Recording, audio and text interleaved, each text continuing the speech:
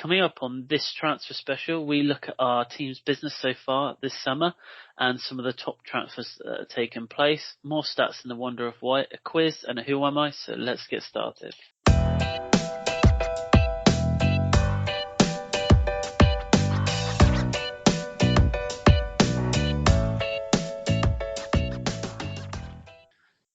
Hello and welcome to this transfer special of View from Sideline podcast. It's Chris here and Liam is here as always. Hello Liam. Good evening Chris, how are you doing? Yeah, not too bad. Just about made it through the mini heat wave. Yeah, 2 days which is horrendous. Which is one of the reasons why we didn't end up recording this 2 days ago, because I think I would have melted whilst talking. Yeah. I think all our equipment would have melted. Yes. We would have melted. Nothing. It wouldn't have melted. And you couldn't really believe it, but Monday I was sat here with every window in the house open. I'm now sat in the house with 0 windows open because it's gone back to normal now. So it's now a nice 20 degrees as opposed to 14. So we thought we'd come together in sort of a special, shall we say. Never actually really done a special sort of podcast when we're sort of in the break between the old and new season. But we thought a lot's happened sort of transfer-wise, so we thought we'd make it into a podcast and sort of run it as a theme. So we're going to go through sort of our club's transfer sort of goings on so far, and then we'll take a look at some of the other sort of highlights from sort of around Europe, shall we say. But yeah, so we can start with Villa because the Chelsea one is rather short. So I'm sure Liam's got a few things to say on some of the players that they've bought him. Well, yeah, I mean, so far so good, if I'm being totally honest. The first 3 signings, I think we made them all officially on the same day. Coutinho and Olsen obviously were on loan to us last year. So to bring them in permanently, I'm not for a second doubting Martinez is going to remain number 1 in goal, but for 3 million for a backup keeper with the experience that he's got, can only help challenge as a good number 2. So I'm quite happy with that. Obviously, Coutinho coming in for 17 million. That's a steal. That's a steal. Yeah, and to obviously have him on loan last year, I think he showed flashes of what he can do. And I don't think he was necessarily match fit for the whole time that he was with us. It took him a little while to get up to speed, but still put in some really good performances. So hopefully a good pre-season for him will do us wonders for the whole season. It's going to be quite interesting to see how Gerrard can fit all of our attacking players in. I think someone's going to have to miss out, whether it's Buendia or Watkins or Ings. I don't think someone's going to be happy, but you can't not play Coutinho. So delighted at that for such a bargain price. Diego Carlos, who I'll be honest, I don't know much about. 26 million from Sevilla. We needed a centre-back. He's tall. He's looked pretty solid in the few pre-season games that I've seen him in so far. Obviously with Sevilla, he's won, I think, Europa Leagues, and they had a quite good defensive record last year, I believe. So hopefully that could be a bit of a bargain. 26 million. I think a lot more spent on defenders this season. My only reservation really is he's sort of top end of 20s when we generally look to be signing younger players over the last few years, which kind of leads me on to what I think is probably my favourite transfer so far for us, which is Boubacar Kamara. And all Football Manager fans will know who Boubacar Kamara is because he's an absolute world-class holding midfielder, and we picked him up for free. So thrilled at that. Again, I've seen him a couple of times in pre-season now. I think he's exactly what we're lacking. I said a few times, I think, last season that we were really lacking that holding midfielder to sit in front of the back four, win the ball back, play those kind of simple passes to get our attacks going. And he seems to be that person, and he can fill in at centre back as well. A bit of versatility is always quite good. And he's an international now with France, so he'll be pushing for a place, I think, in the World Cup come Christmas. So yeah, generally very, very thrilled with those signings. We've also got Augustinsson on loan from Sevilla. Again, I don't know that much about him, but he's obviously got to know Diego Carlos. Maybe he's had a say in bringing him over. So if they can sort of link up at the back, that'll be quite good. As for the players leaving, no surprises. Particularly, Horahan was always going to go, which is, I think, all Villa fans were a little bit sad to see him leave. He's done really well for us. And I think the same for Trezeguet as well. He's left for, I think, about just over 4 million, something like that. Scored some really important goals in keeping us up. But obviously, there's not going to be much of a place for him when you've got Coutinho and Buendia and Bailey all out on the wing. I think there's going to be more to go. I think Wesley is apparently, I can't remember who he was going to, Levante, I think, or something, today. He was out having a medical. And I would imagine probably Traore, although he is out with the squad in Australia at the minute, he's going to find it hard to get minutes. I think there's still a few players that Gerrard will look to move on. When it comes to bringing people in, I don't know if we'll actually do any more business. I think maybe another centre midfielder. Rumours are we were after Conor Gallagher. I'm sure you won't be pleased to hear that, Chris. But I don't know whether we'll be able to bring him in. And if we do, who misses out? Because we've got Jacob Ramsey, who would probably be the one to make way for Conor Gallagher. And in which case we're, two young English centre midfielders. I saw Barkley as well. I saw something in one of the gossip things saying that potentially Ross Barkley, but I don't think. I mean, if we got Barkley, fair enough. I mean, he had a good start to his loan spell the other year, but we can pick him up for free and use him as a backup. Fine, but I think in this stage in his career, I don't think he's going to want to be used as a backup. But I can't see us offering him much more than just a place on the bench at the minute. So I don't know whether that'll happen, and he'll probably want higher wages than we're willing to pay. It's better than what he's getting at Chelsea at the moment. He's not even on the bench most weeks. So. True. But it remains to be seen. I mean, I wouldn't turn it down if we were going to pick him up for next nothing. No. Wouldn't turn down a move like that. Obviously, experienced international. To come into your team and maybe sit on the bench, help the younger lads, then great. And obviously a fellow Scouser, so Gerrard will get on with it, even if he's never. You did sort of your business like quite early, because I remember sort of the Coutinho and the guy that you got on a free as well. They were almost pretty much just after the season ended. Yeah. So you kind of, whether that was something to do with Gerrard, he just wanted to sort of get things done and over the line. So he had, a full squad for pre-season, and obviously, I think Diego Carlos is a very good signing. I think because he was tipped to go to Newcastle in January. I'm not sure what happened then, and I'm pretty sure the fee was around 40 million. So, if you've got him for 25, then that's a huge bonus. But yeah, he's a very good centre back. So I think he's got quite a name for himself. I was quite pleased to see us doing business early on, because I think in the past we have left it quite late and we've panic bought some people. So it's nice to see a plan being put in place. I mean, our signings now, and obviously they didn't join the squad, I think, till the 1st of July. But really, the last signing that we made was announced on the 4th of June. So it's been over a month, apart from Augustinsson, who's coming on loan. It's been over a month since we've announced anybody, other than we picked up a young lad from Rangers who's going into our under-18 team. But yeah, that to me says we've got a definite plan. We've got a full pre-season with 4 new players, 5 new players if you count the loan. And it will give them a chance to get bedded in, rather than joining in with a pre-season game left or even no pre-season games left. I think it's much better than what we've done in the past. Because the season literally starts in about 3 weeks' time, doesn't it? Because the championship starts a week on Saturday. So yeah, it's mad.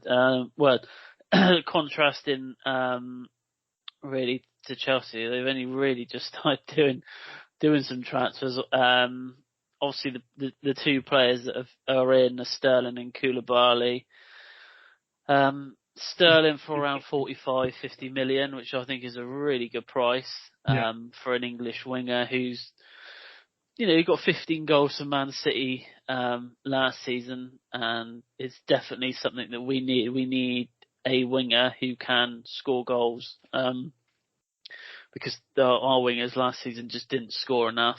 We were too reliant on sort of the centre forward and the midfield to pick up the goals. And to be fair, it was one that I wouldn't have said, if someone said to me at the end of the season Sterling's going to join Chelsea, I wouldn't have thought much of it, to be honest with you, because I didn't think, one, he'd want to leave Man City, and two, if he wanted to leave, that he'd want to leave to sort of a rival. So quite surprised that Man City agreed to sell him to someone in the Premier League, because I still think he could get in most teams, around the world. So for me, I think that's a really, really good signing. It's probably going to be our marquee signing of the summer. I don't think that we'll be paying much more than what we paid for Sterling on another player. And then we've got obviously Koulibaly from Napoli. He is in his 30s, but again, from things I've seen online and from Champions League I've seen, in the last couple of seasons, he's a very reliable defender, and it's something that we definitely need. With Rudiger and sort of Christensen both going, it left a massive gap in the defence, especially with Rudiger, because I thought he was probably Chelsea's best player last season. Shame that he's gone on a free as well, which is a bit mad, really. And then maybe Jules Koundé, but bit of to and fro on that one. I think with will he come or will he not? I've seen things that he's waiting that possibly Barcelona may come in for him, and they're coming in for everybody else, aren't they? Oh yeah, with this endless amount of money that they don't have, but they have. I don't know the whole backstory to that, but with Koundé, it's another one that he's been linked with Chelsea for almost a year now, I think. And if we got him in, I think, he'd be a great addition to the defence. Again, from what I've seen, from Europa League and stuff he's been playing in, he'd be very handy to have. But I've heard if he joins, Azpilicueta's going to leave, and go to Barcelona. So, again, I don't really know why Barcelona seems to be involved in every single transfer that Chelsea seem to be going for or making. I don't really know.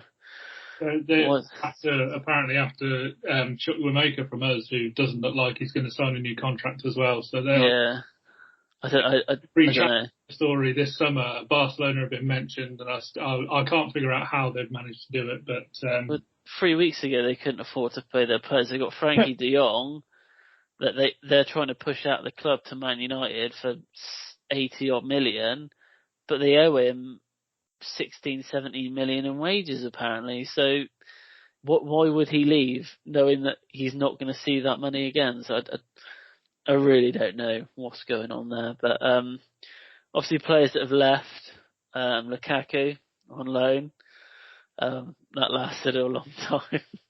He did that, didn't he? Yeah, so do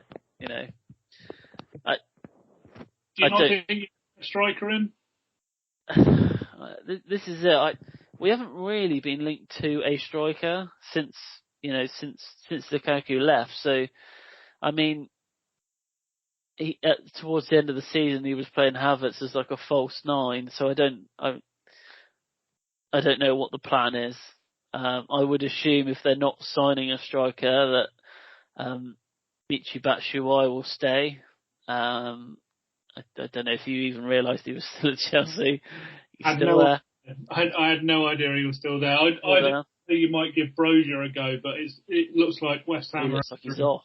Yeah. Yeah. Well, it looks like they're going to. I think they're going to do the same sort of deal as what they did with Tammy Abraham, is let him go for 20, 30 million, but have a clause in there to say that we can buy him back for like 40, 45 million. So it's a weird one really, because he didn't travel out originally with the squad to America, but then he got bought out, and now he's back in this country. They're saying he's injured, but I'm not completely sure about that. I mean, the papers would suggest otherwise. But yeah, so obviously Lukaku's gone. Like I said, Rudiger and Christensen both left on a free, which is a shame.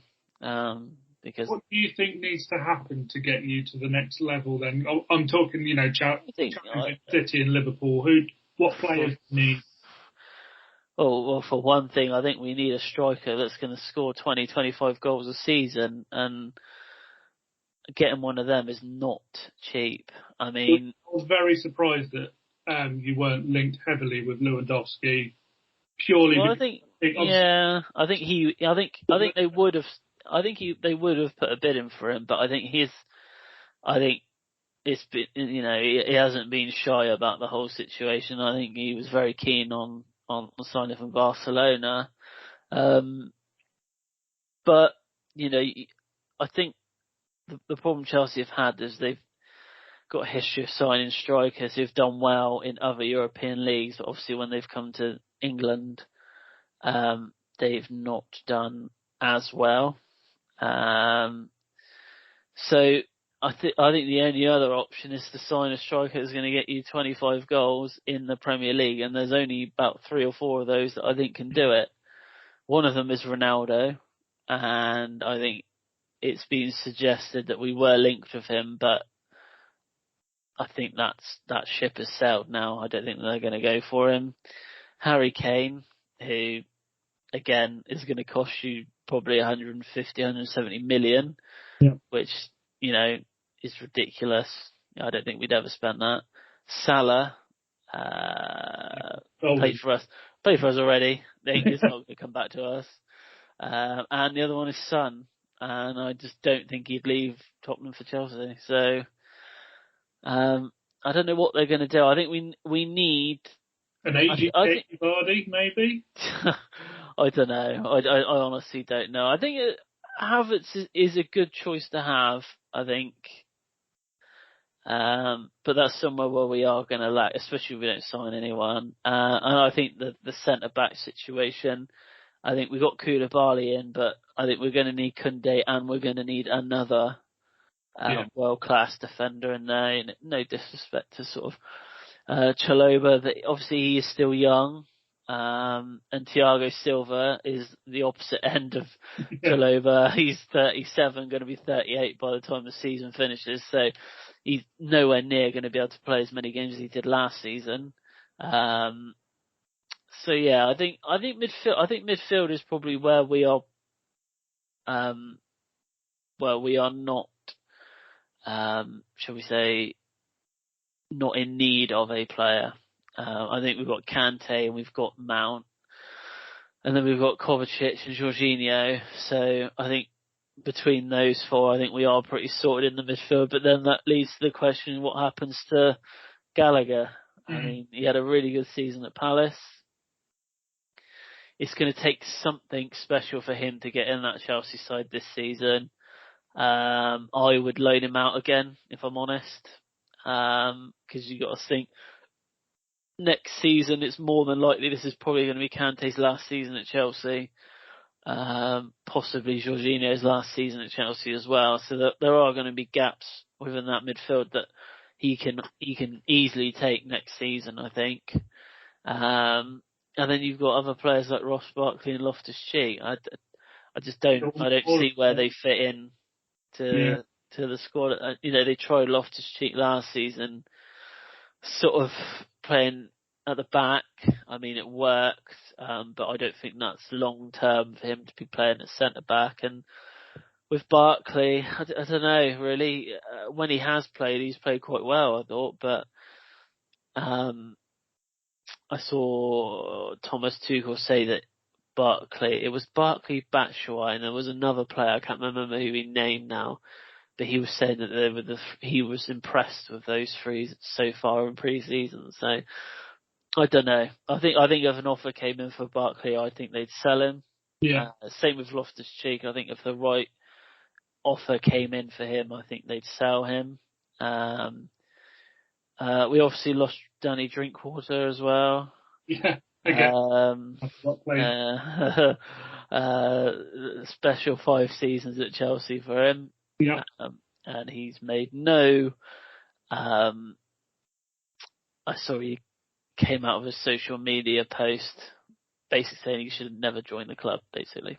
Yeah. So I'm blaming you for everything, I think, or blaming Chelsea for everything. Yeah. I mean, the thing that happened with him is he was signed.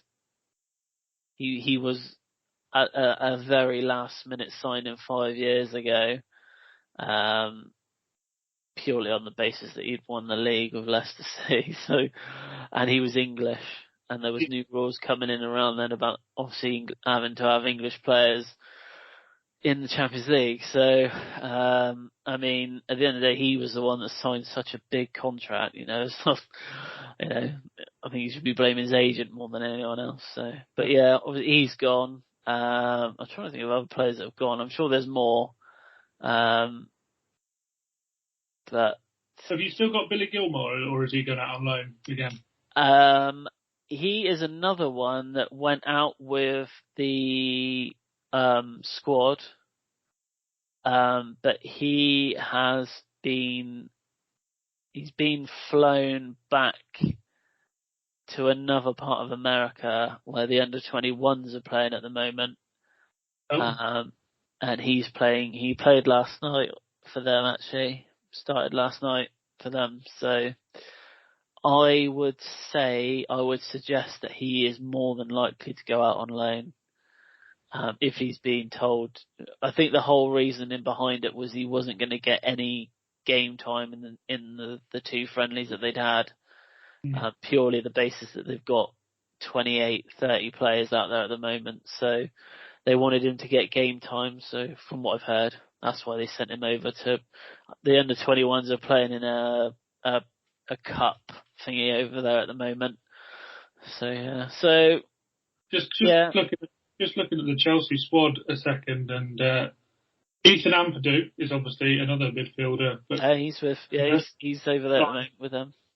Totally forgot about him. You've still got Emerson, and he's over there. Unbelievably, you've still got Baba Rahman, who must have been there now for 5 years. No, more than that. He's actually been with you for 7 years and made a grand total of 15 appearances. Yeah, I don't think he is over with the squad. No, he is over with the squad. Wow. Yeah. Oh, Bakayoko left as well a couple of days ago. Yes, I did. Just after he got his pocket searched by the police. Did you see that? I did. Yeah. Have you seen the video? Yeah. Where the bloke obviously you can't see what he says to the mate who searched him, and the mate he looks up and he's like, you can lip read him saying that Milan, player Milan, and then he looks around like, oh god, what have I done? But yeah, that's a nice welcoming video. Like, when they do the video launch for new players, or when you start, they've got theirs right there. That they did it on the cheap. Brilliant.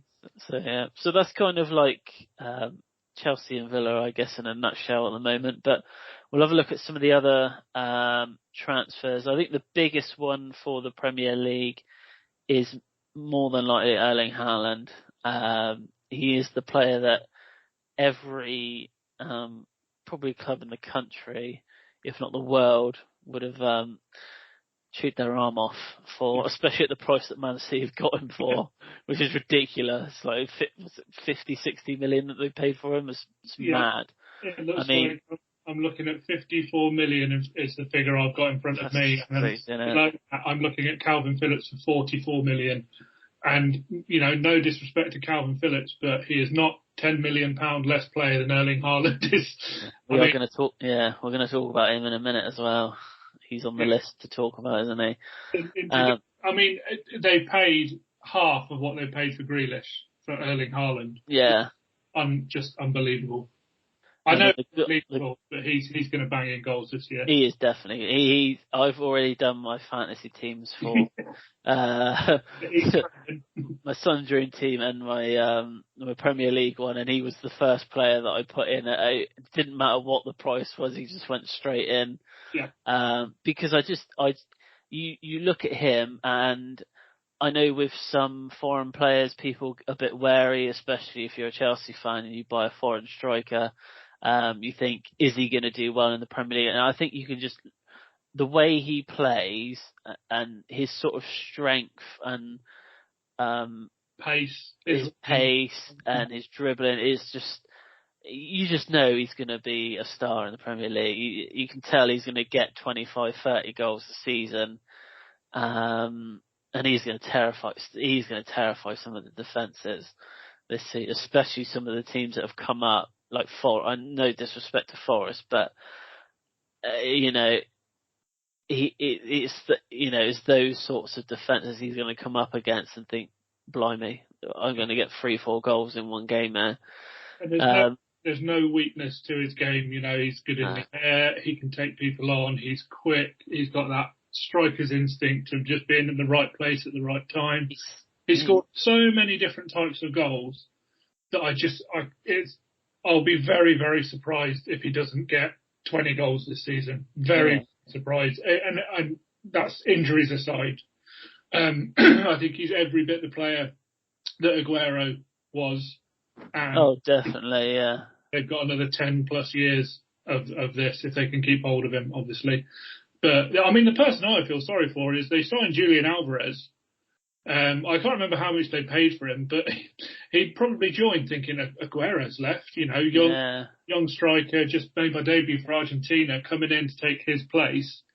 And they've gone, while he's been out on loan, they've gone, no, we're going to take Erling Haaland.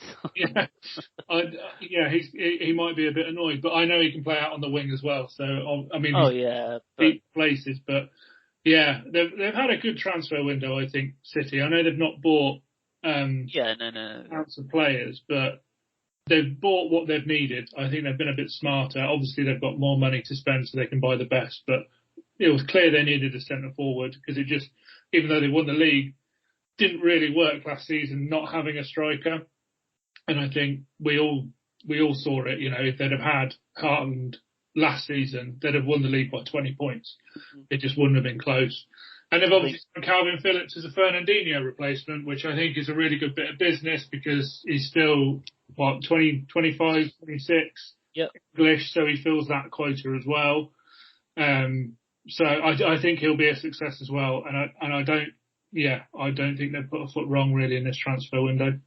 No, I think with Haaland, I do think that sort of in 2-3 years' time, he'll probably be the best player in the world. I just have a feeling that They've actually made a profit, Man City, which isn't like them because they've obviously sold Sterling to you and Jesus to Arsenal. I was quite surprised that they let Sterling go, to be honest. So was I. I think he must have asked to leave, or he wasn't. Because I think you obviously in the back of a lot of players' minds as he sat there seeing players like Alvarez and Haaland coming in and thinking, well, they've just spent 100 million on Grealish as well, sort of last season. They're not. It's not like they're going to bench. Haaland's. He's going to be, if he's fit, he's going to be 100% in that squad.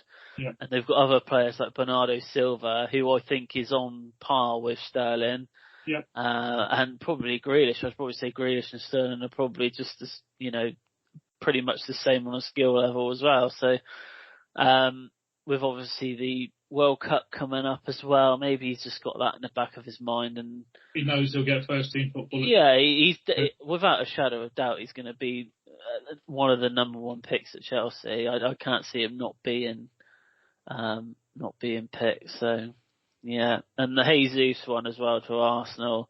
Yeah. I'm not surprised by that purely because, well, they've just signed 2 strikers, Man City. So, Jesus was always that one player behind Aguero, and even last season, he was pretty much their only striker they had, and he was still not getting games. So, I kind of understand that. And obviously you mentioned Phillips as well. Yeah. We've got to talk about Leeds quickly. Yes, please. For me, their two best players, Rafinha and Phillips, are gone. Yeah. I mean, they've made a pretty penny on both. Rafinha's, I think, in the region about 65 million to Barcelona with their endless pot of Spotify money, whatever it is. And then Phillips, I think how much did you say? 40, like 44 million, I think it says. So they've easily made 100 million on two players, which is a great investment for them. Not such a great investment in their squad. Well, they have spent that money already. Yeah, but who have they spent it on? Exactly. Well, this is what I was going to say. I mean, I don't know if you've got the list in front. Reel it off. Reel it off, and I will tell you if I've heard of the player or not. Okay, so the highest fee they've spent is 30 million on Brendan Aronson. No, never heard of him. From Red Bull Salzburg. I play Football Manager, 5-6 hours a week. Never heard of him. Signing number 2, someone who I have actually heard of because I'm always manager of Ajax and I play him regularly. So 22.5 million for Luis Sinisterra from Feyenoord. Yeah, I've heard of him. Yeah. 15 million on Tyler Adams.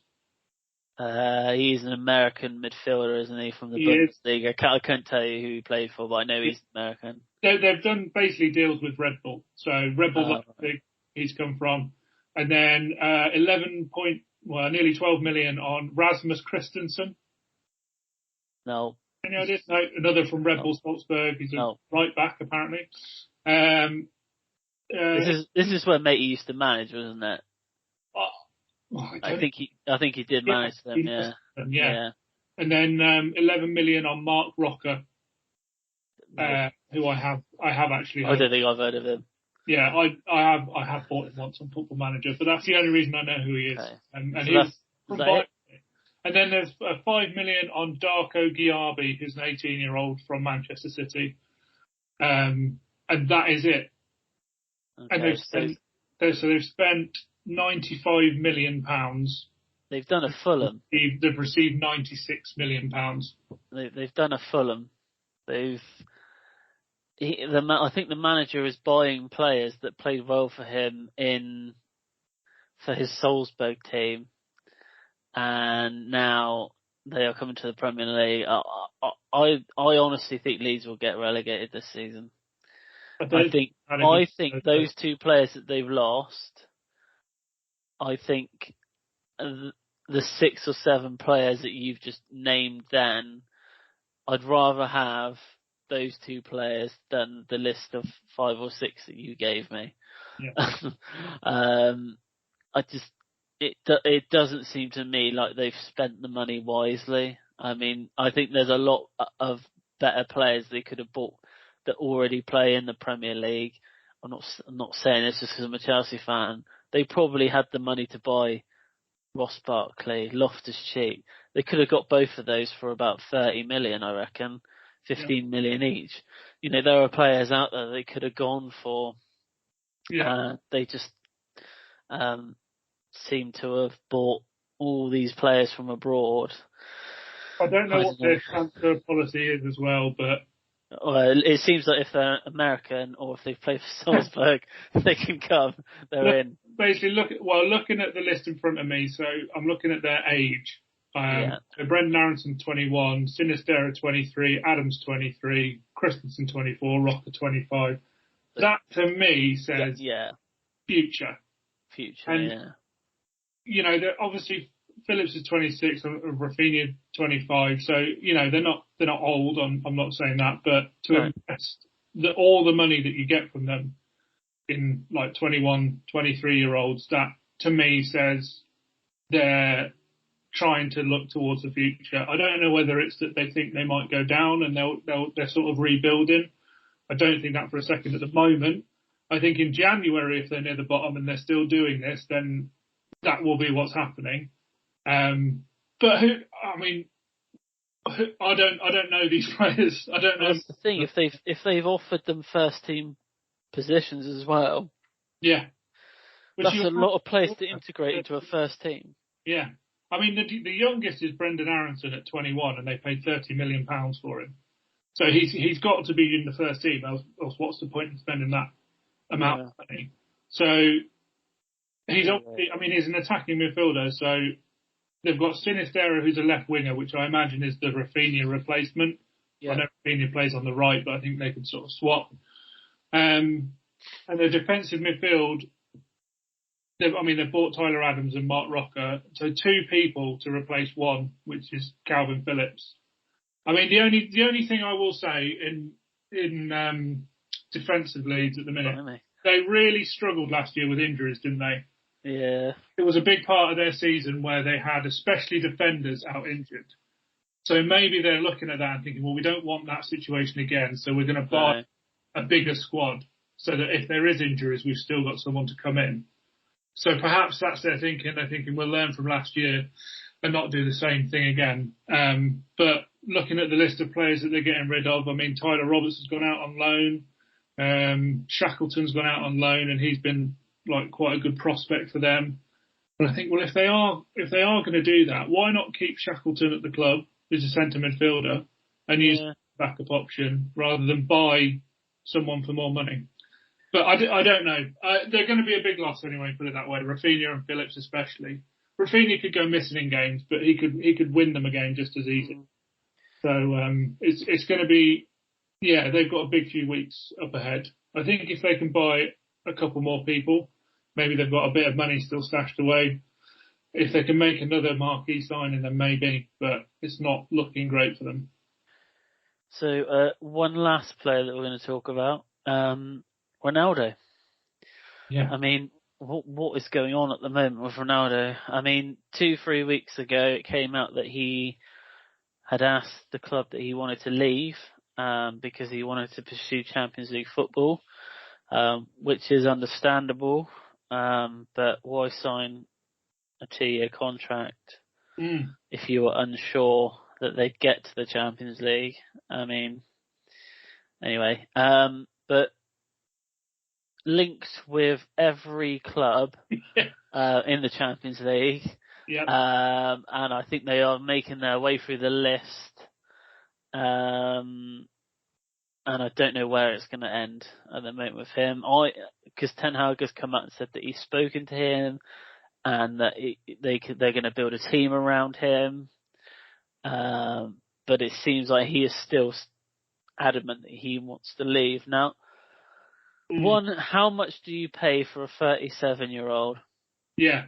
Nothing. How much do you pay for Cristiano Ronaldo, who's 37-year-old? That's what I mean. There's a difference here. I still wouldn't, if Villa were in the Champions League, I still wouldn't like anything over 10 million because it's not a long-term solution. Obviously, I know Ronaldo is a once-in-a-generation talent.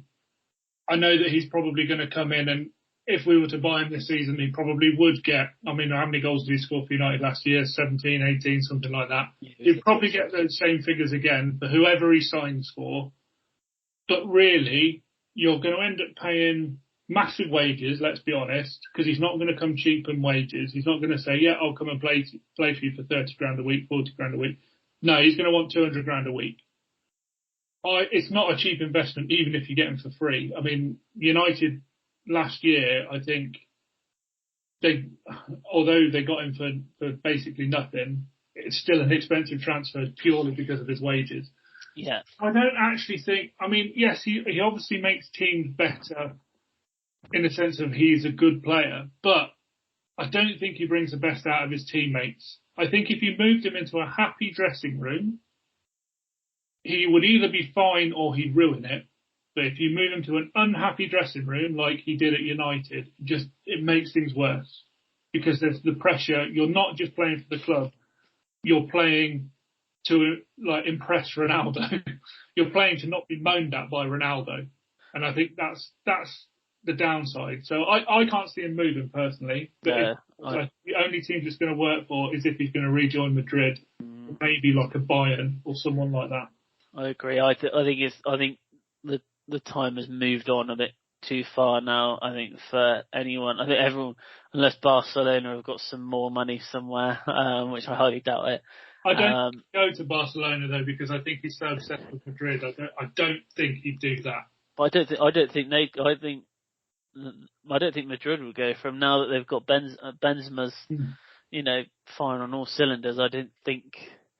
I mean, they could, but they'd have to stick him out wide because there's no way that they would replace Benzema right now. Yeah. I mean, honestly, if someone said to me, who would you rather have, Benzema or Ronaldo? I think I'd go with Benzema. At the moment, yeah, absolutely. So, I genuinely think the only club, because obviously Lewandowski's just gone, I think the only club at the minute where he would probably go in and do well and not have a negative effect on them would probably be Bayern Munich, because there's a gap there as a centre forward now, and they could happily pay his wages, and then in 2 years' time, when he gets to 39 and decides I want to hang up my boots or want to go back to Sporting or whatever he wants to do, they will still have the money in place to replace him, or they're known for bringing their younger prospects through.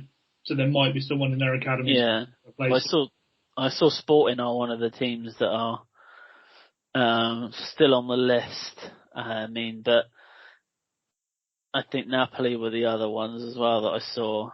But I don't think it will be a move within England.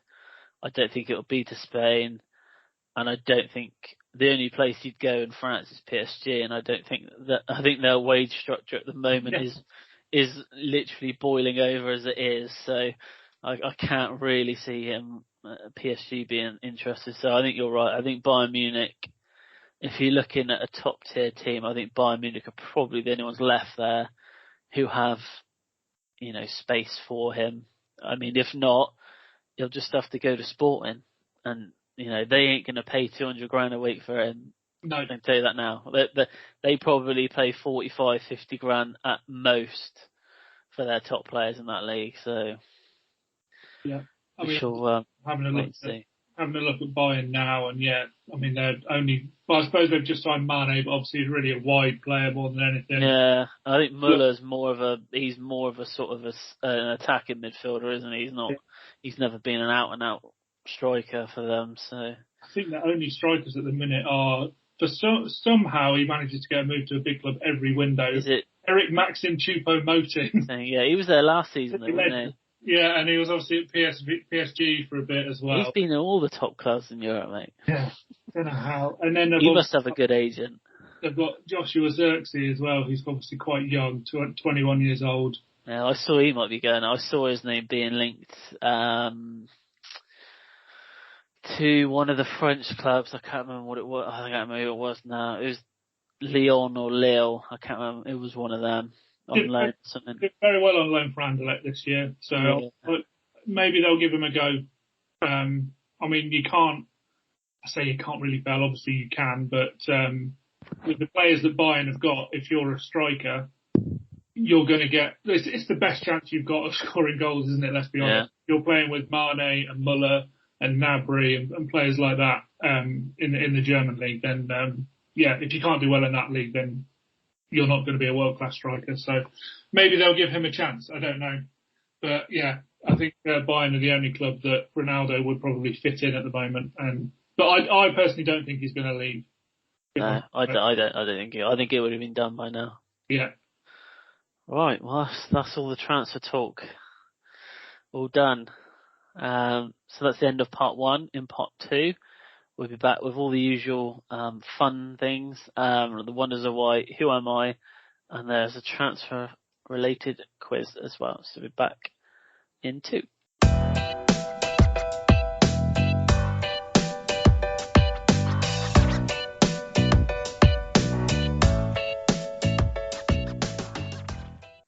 Hello and welcome back to part 2 of this transfer special.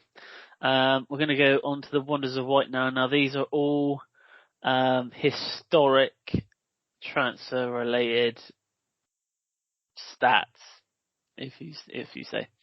Okay, so the highest fee ever paid for a player from a team outside of Europe was Oscar when he left Chelsea to join Shanghai for €60 million. How did you get that much for him? Wow, you know. That was when the Chinese league was going through their there was no restrictions. Yeah. And money wasn't they were trying to basically be one of the biggest leagues in the world, and it failed miserably. Okay, so some of these are just for comedic effect. So Manchester United paid $3 million more for Maguire than Liverpool did for Van Dijk. So I don't want to laugh at Maguire because he's an England centre back, but yeah, he just on himself sometimes. He got booed for the first 15. I don't know if you've seen, but for the first 15 minutes of a friendly the other day, he got booed.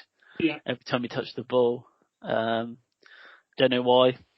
But yeah. So the top 10 transfers of all time consist of these countries. So players basically that have moved clubs and that are in the top 10 transfers. So there's 4 French players, 2 Brazilians, an Englishman, a Belgian, a Portuguese, and a Welshman. Gareth Bale, the next got to be. Well, yeah, correct. And this one, so the only player left from the 90s in the top 100 transfers is Christian Vieri. Ooh, really? And he signed from Lazio to Inter Milan for €49 million. He is literally on the verge of being knocked out of that as well. I think 4 more transfers over that price, and he will be out of the top 100. But he lives on in the top 100. He was a massive success as well for Inter Milan, wasn't he? He was, yeah. I mean, big player for them. So money, although it was a lot, money well spent. That was 1999 that transfer happened. That was €49 million. So I would have thought at the time that was probably one of the biggest transfers ever. Yeah. In Italy, which probably equates to about over €100 million now. Yeah. So you can tell what kind of player he was. So that was the Wonders of White. So next up, Liam, I have a quiz for you. These are very random, and this took me a long time to put together because it's very hard to get quiz questions about transfers because it seems to be very specific. Okay, cool. Let's do it. They go from easy to hard to easy to just weird. Okay, so the first one is name the player who left Barcelona for PSG for €222 million. €222 million. Barcelona PSG. It's only got to be, wow. No, it could actually be. I was doubting myself for a minute there. It's Neymar, isn't it? It's got to be. It is Neymar. Yeah, I thought Messi for some reason, but no, he was obviously famously free. He was very much free. Who is Aston Villa's current record signing? I had to put current because I did this 2 days ago, and just in case they actually signed anyone within those 2 days. I think it's still. Is it Buendia? It's still Buendia, yeah. Yeah. Only just. This I don't expect you to get this one, but can you name me the first £1 million player? I can actually. Oh, good. It's I think. Oh no, in the UK or just UK, yeah. Yeah, it's Trevor Francis, I think. It is Trevor Francis, yeah. And obviously I know that because of his Birmingham City. Birmingham, yeah. And not really enjoying him being their manager back when I was a kid. So yeah, I random bit of knowledge that I do know. So 3 players have transferred to 7 different Premier League clubs.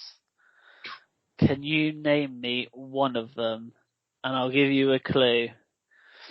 There's an Englishman, a Welshman, and an Israelian amongst these ranks. Sounds like the start of a joke, but I'm going to guess because I'm pretty sure there's only one Israeli player that's played in the Premier League. I'm going to say Benayoun. It wasn't Benayoun, no. What? Okay. All right, that's my Israeli one not got. Welsh has got to be Bellamy, hasn't it? He played It's not Bellamy, but... Not Bellamy. Okay, go on then. I think he's Welsh anyway. Is Wayne Routledge Welsh? Or have I just completely got his country wrong? No. I'm going to Google it, hang on. Okay, Google it. The other one was Andy Cole. And again, I don't know if Google's let me down with this one, but Tel Ben-Aim as well. Yeah, no, he's Israeli. Wayne Routledge was born in Sidcup, England. Okay, then ignore the Welsh reference. He's definitely not Welsh. He played for so many.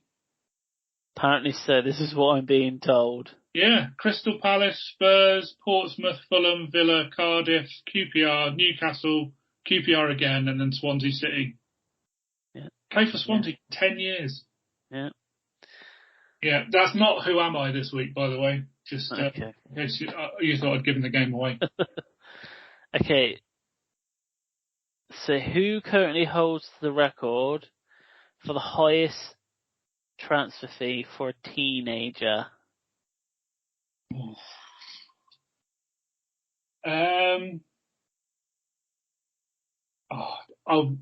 I'm gonna, because I think he's still a teenager, and I know they paid a lot for him. I'm gonna say Vinicius for Real Madrid. Was Mbappe. Oh, of course it was. Of course it was. 140 million it was. They paid Monaco for him. Now he's manager, sporting director, physio. He's everything. He's everything now. In 2009, which Brazilian legend moved from Milan to Real Madrid for £50 million? In 2000 and when? 2009. Moved from Milan to Madrid. Oh, it's Kaká, isn't it? It's got to be. It is Kaká, yeah. Yeah.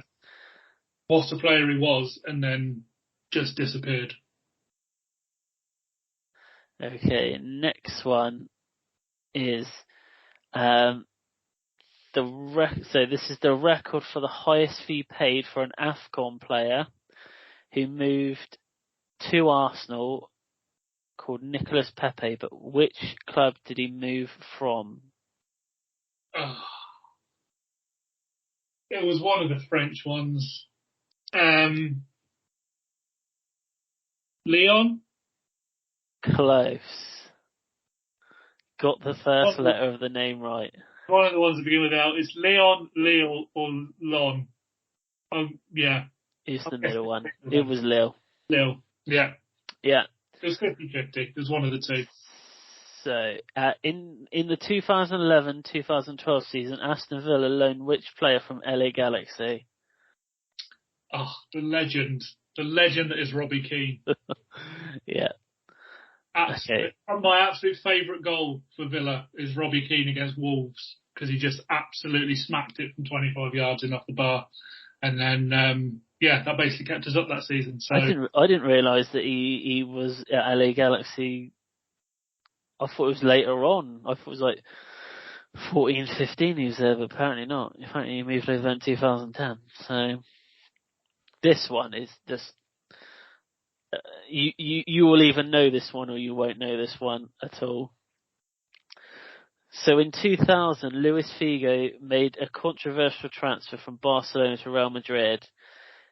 However, when the two teams met, coins and bottles were thrown at him, but what other object was also thrown at him?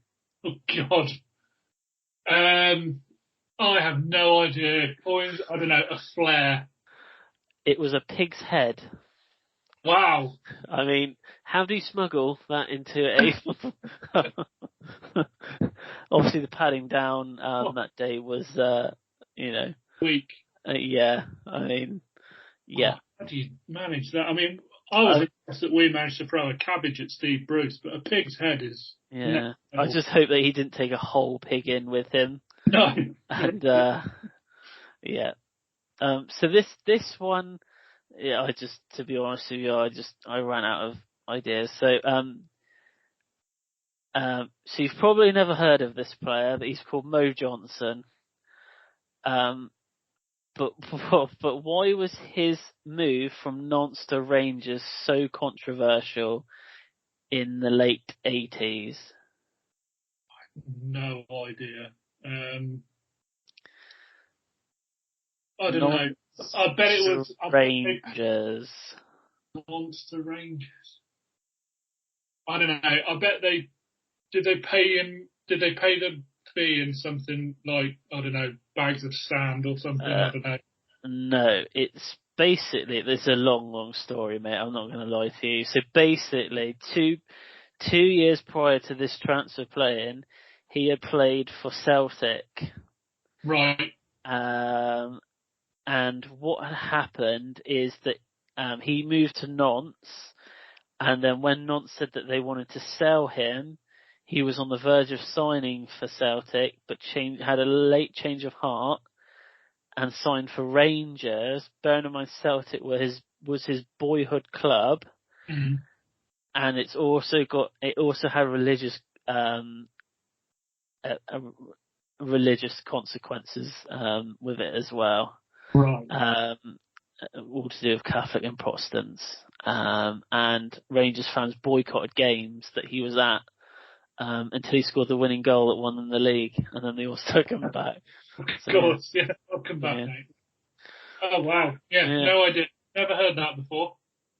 No, neither had I. Until then.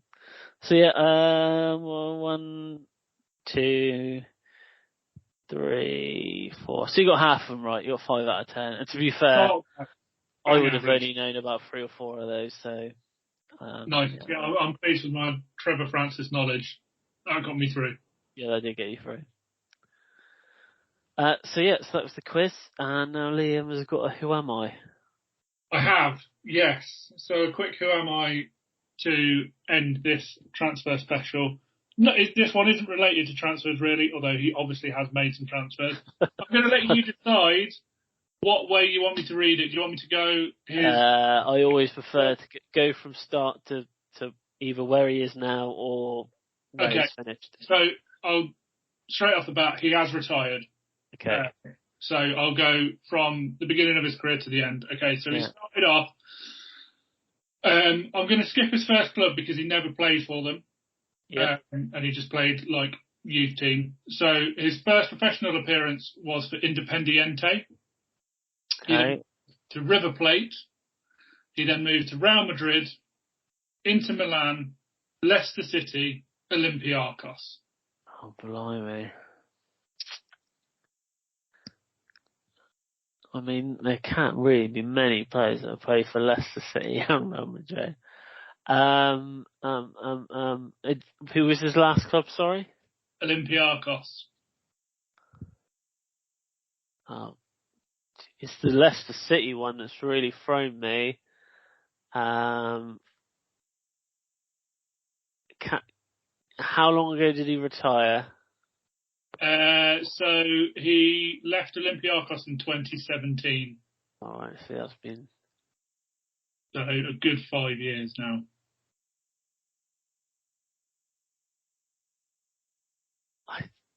The start of his career makes me think that he is Argentinian. Because you said it was Independiente and then River Plate. And then River Plate. And they're big Argentina club, aren't they? Mm-hmm. Which makes me think he'd be Argentina. I'm really, really struggling here. Shall I give you a clue and tell you the club he played the most games for? Yeah, you can, but I don't think it's going to help because I can't think of anyone. So the club he played the most games for is Inter Milan. He was there for 10 years. Oh, hang on. Is it Cambiasso? It is Esteban Cambiasso. Oh, It's his bald head.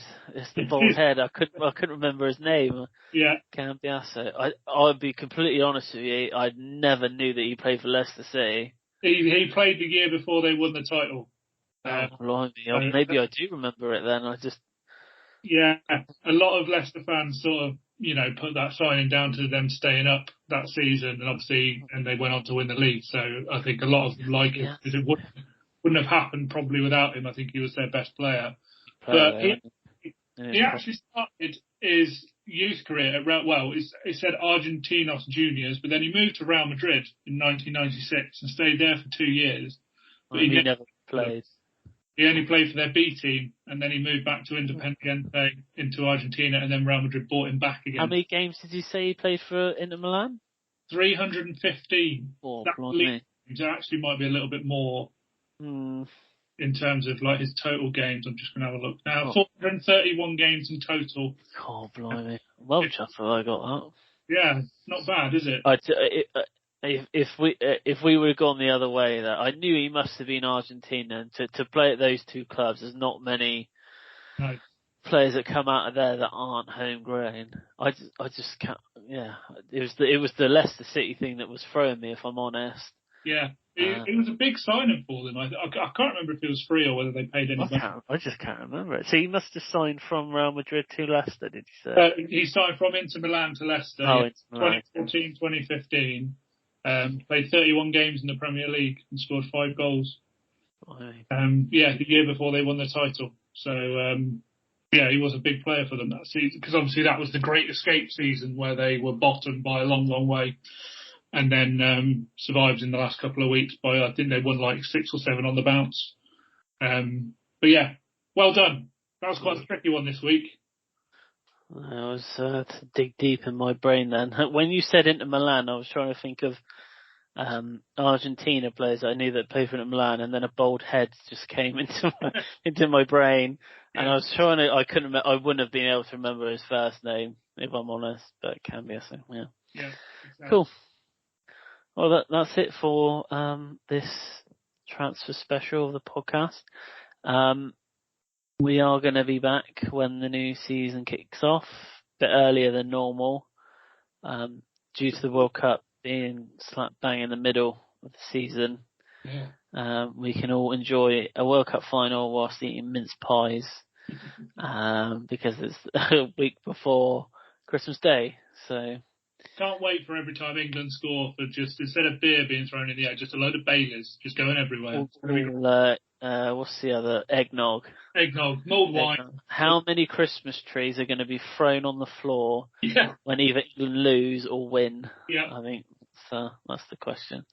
Cool. So we will be back in a few weeks' time. See you then.